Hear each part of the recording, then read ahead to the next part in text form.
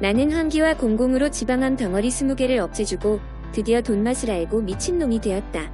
작년 여름 일하러 갔을 때 나는 병원 입구에서 집이 없이 떠도는 한 분이 서성인 것을 발견했습니다.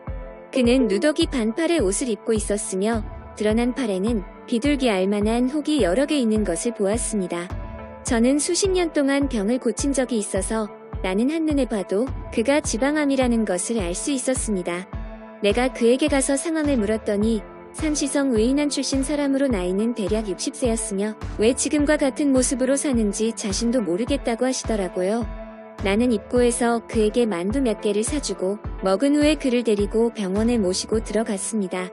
상태를 확인한 결과 그의 팔과 등에 지방종이 20여 개 있는 것을 발견했습니다. 그는 줄곧 나에게 조심스럽게 말했습니다. 의사 선생님, 저를 치료하지 마세요. 저는 돈이 없어요. 나는 그에게 당신의 병은 돈이 얼마 들지 않으니 내가 당신에게 처방을 해주겠다고 했습니다. 그리고 저는 다음과 같은 약재 3가지를 처방해 주었습니다. 처방은 환기, 개내금, 백계자를 건네주었습니다. 그는 의사 선생님, 저는 의학을 잘 모르지만 당신은 3가지 약으로 지방암을 없앨 수 있다고 생각하시나요? 너무 약재가 적지 않으시나요? 나는 그에게 한의학에서 병을 치료하는 것은 약이 많은 것이 아니라 약이 비싸다는 것이 아니라 정확히 진단해서 약재를 쓰면 어떤 약을 써도 병을 치료할 수 있다고 말해주었습니다. 결과는 보름 동안 복용했을까? 그의 몸에 있는 지방종이 부드러워지고 평평해지는 기미가 보이기 시작했고 같은 약을 계속 쓰시라고 말씀드렸고 한 달여간 지나자 몸에 있는 지방종은 이미 없어져 마치 온데간데 보이지가 않았습니다.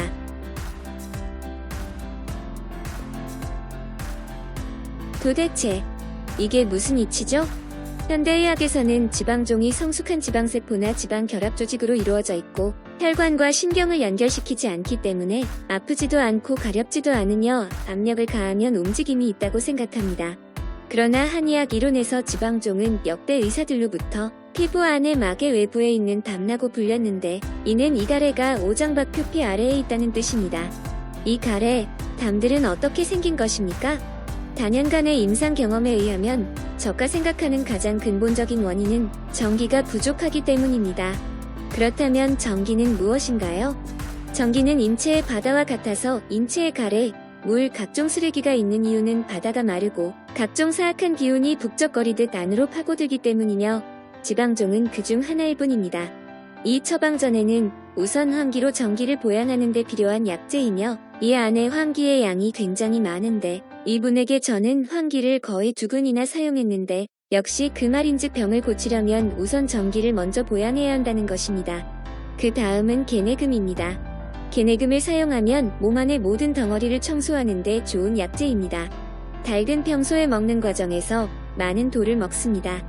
이 돌은 결국 닭의 개내금에 의해 소화됩니다. 여러분 생각해보세요. 돌도 소화할 수 있습니다. 작은 지방종은 말할 것도 없겠죠.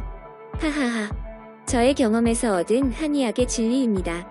마지막으로 백계자는 지방종과 같은 피부 안의 막의 외부에 있는 담을 전문적으로 다루는 약재로 의학서에서는 이를 완고한 가래도 찾아낸다이라고 하는데 이는 아무리 완고한 가래가 저 밑에 아무리 깊이 숨겨져 있어도 청소가 어려워도 백계자는 그것을 찾아내어 긁어 없애준다는 뜻입니다. 이 일이 있은 후 내 동료들은 모두 내가 바보라고 말하고 대워서 왜 공짜로 치료해주니 하고 좋지 않은 표정을 했습니다. 처음에 은사를 따라 의학을 배울 때 스승님은 나에게 의자는 마음을 전하는 자임을 가르쳐 주었는데 의자의 마음이 무엇일까?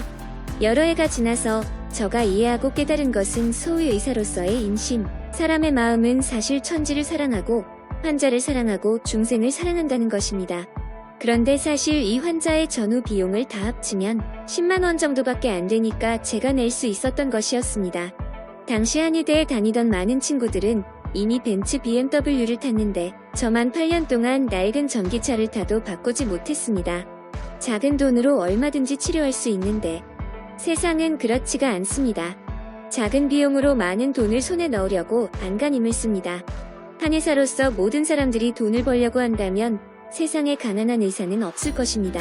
하지만 사람은 평생 돈으로 모든 일을 측정할 수 있는 것은 아닙니다. 제가 돈을 벌지 못한다고 해서 돈을 벌지 못하는 것은 아닙니다. 돈을 버는 것보다 저는 올바른 마음과 결백을 이 세상에 남기고 싶습니다. 이 영상의 글은 어느 양심 있는 중의사가 남긴 글입니다.